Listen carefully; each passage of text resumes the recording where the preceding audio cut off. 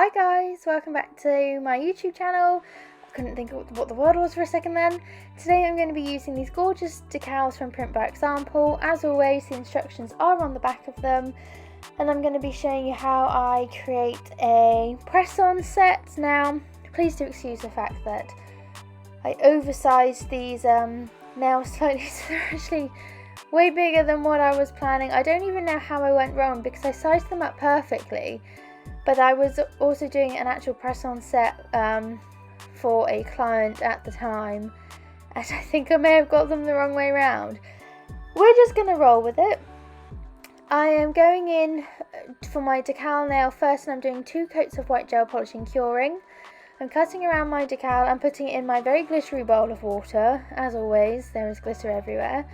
And I'm just putting it in there between 10 to 20 seconds. It all kind of depends, I guess.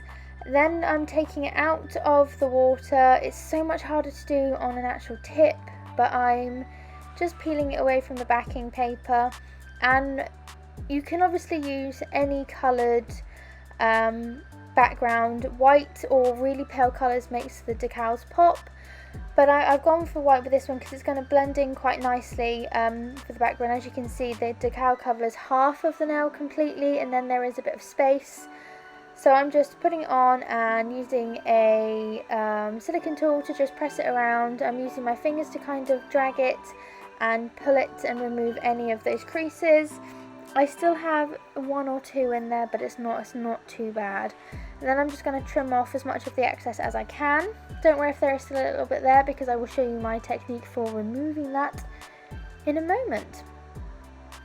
So what I'm going to do is I'm then going to take you can either use no wipe top coat or builder gel, and rather than dragging it over the nail, float it across. This will prevent you potentially dragging the decal, and you'll just have nice even application. Make sure you cap that free edge so the decal's not going to chip or peel. And then I'm just going to use my silicone tool and try and get out any of those last little creases that were bugging me. And it's right there. It's that one that wouldn't budge. I'm going to kill this in my lamp. And then what I'm going to do is I'm going to take my scissors and just trim away that little bit of overhang.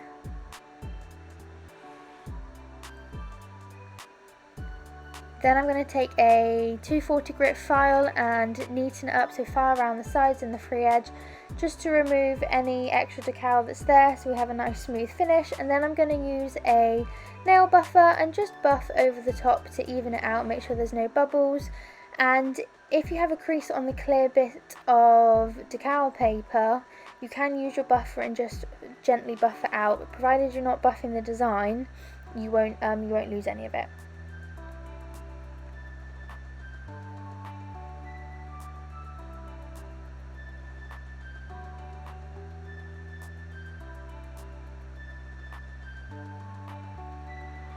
So here he is, all buffed, and they do look really pretty matte. I normally go for matte glitter, matte decals, but today I'm going to leave this one shiny. So I'm going to move him to the side, and I'm now going to do an ombre. So I am using this gorgeous pink. This is a pink from Nail Chemie. It's actually one of the builder gels, but I really love the pink, and I just haven't got around to buying the actual gel polish in a similar colour. I'm then going to take a grey gel polish, and as you can see, I've put the pink around halfway up the nail, and I'm going to just butt the, butt the grey up close to it, just so I can blend them in and create my ombre. And I'm rubbish at ombre normally, but I have found a genius hack to get rid of it. So on one of the Phoenix Lives, actually, Jo showed this technique, and I know that she got it from another one of the ambassadors, Charlie. I digress slightly here. I'm going to use my ombre brush and just kind of fan between the 2 colours and blend them. It doesn't have to be perfect because we are going to cover this slightly. And then once I'm kind of happy with how that blend is looking, rather than curing it, I'm going to take some clear acrylic and sprinkle this over the top, and this will just kind of hide that blend slightly, and I think it actually makes a really easy ombre. You can do this technique with a sponge, and that's what I normally do, but I just haven't got any sponge. and I'm just going to repeat that exact process on my other nail until I'm happy. I do 2 coats of the gel, 2 layers with it, and then I'm going to top coat at the end. So the decals are from Print by Example. I do have a discount code which I will leave in the description box for you with a link to the decals that I'm using, so if you wanted them you can go get them yourself as well.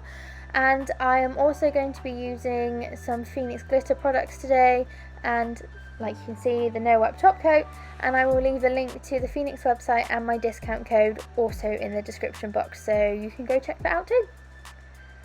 So I'm just going to no wipe top coat both of these nails and cure in the lamp. Now, similar to what I do with my chromes, I cure this for about 5 seconds, just because this is what the pigment is going to stick to.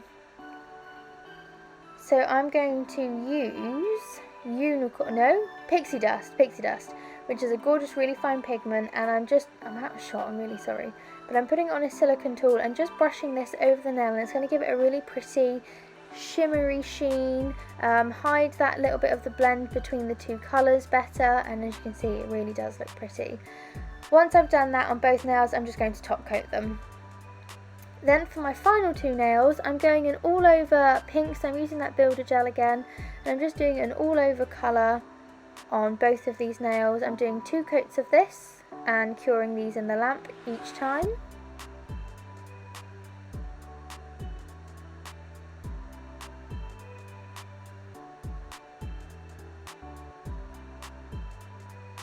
Then what I'm going to do is no wipe top coat, and then I'm going to put the pixie dust pigment over them again as well.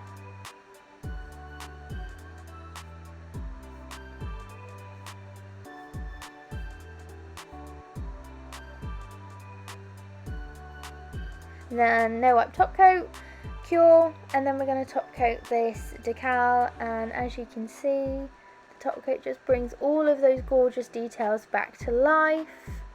I'm going to cap my free edge and my sides again just to make sure that the decal isn't going to chip or peel in any way. And then I am going to cure him in my lamp. And here we have it. I absolutely love how they came out, albeit the tips are slightly too large, but never mind. But yeah, let me know if you have any questions in the comments section, and please like and subscribe, and I will see you in the next one.